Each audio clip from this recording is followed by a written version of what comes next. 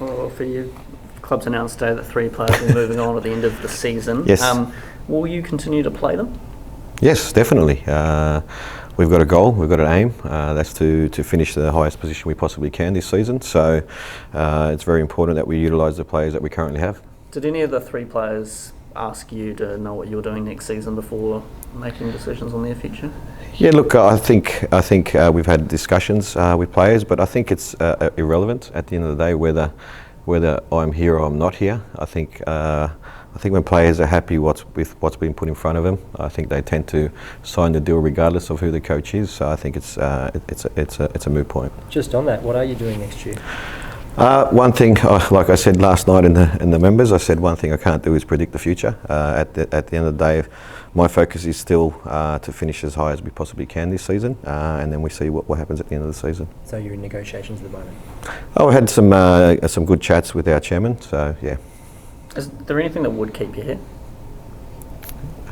Obviously, we want to build on what we've done previously. This is our first season home after 2 years of being away. I think we've been a little bit up and down this year with the results, but I still think we've been playing some really good football.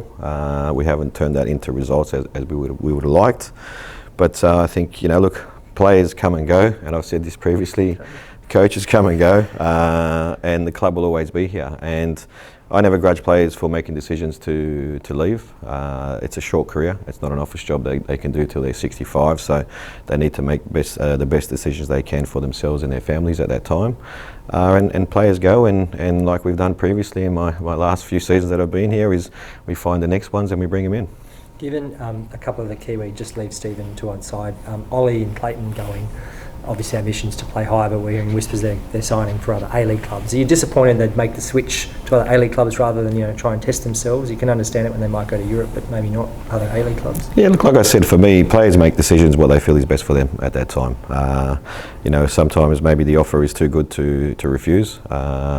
And look, obviously, it's different, and Clayton's got different reasons of why he's possibly gone to Australia as well. So look, like I said, you can't grudge your players for making those decisions, whether they go lateral or they go overseas. Like I said, players need to make these decisions what they feel is best for them. How do you fit into how does the recruitment picture work? There's yourself, there's the director of football, there's clearly the chairman. So how do the discussions play out typically? Generally signing players? Yeah, or re-signing them? Yeah, look, we have a discussion generally with our staff as well. I involve the staff. I think it's very important because it's another set of eyes that see the game and they're at training every day as well. Obviously Gilly's involved, and obviously we have a board that ticks off the player signings as well. So for us, we go through the players and we obviously jot down names of who we think we try to retain for next season. And then it's obviously Gilly's job to talk and crunch the numbers, working with a budget that we have, and we try to obviously fit them in, and sometimes we can't for whatever reason, and we need to make those decisions on what's the priority, what players do we want to get over the line, and some players unfortunately at times we have to let go because we work in a salary cap competition. And then once we come to that conclusion, obviously Gilly goes in and tries to get them across the line with the contracts, and the last part is obviously getting the tick from the board to say yes, we can move forward with this. And sometimes these announcements, in fact, a lot of the time they're made at the end of the season, such and such is moving on, such and such has been retained.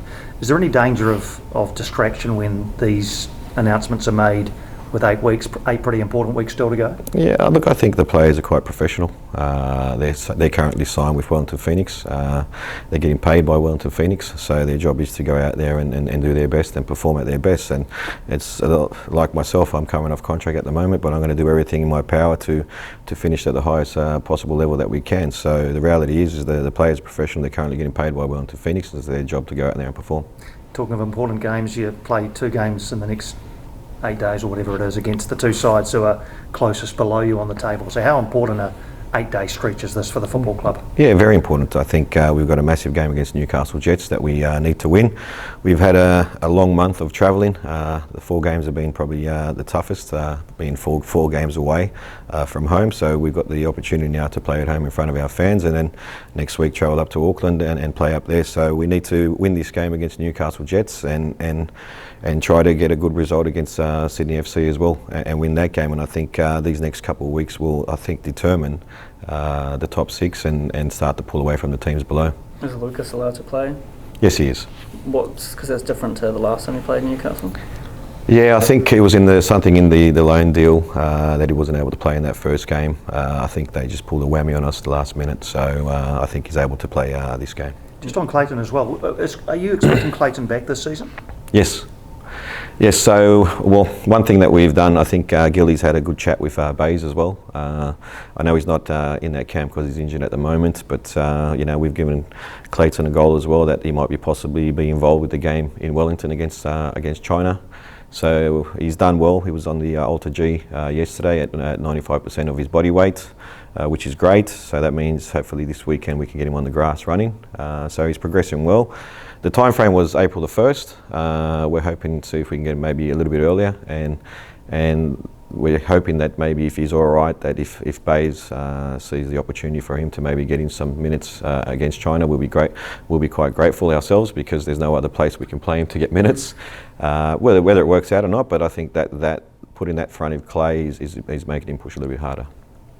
Any other injuries and unavailabilities this week?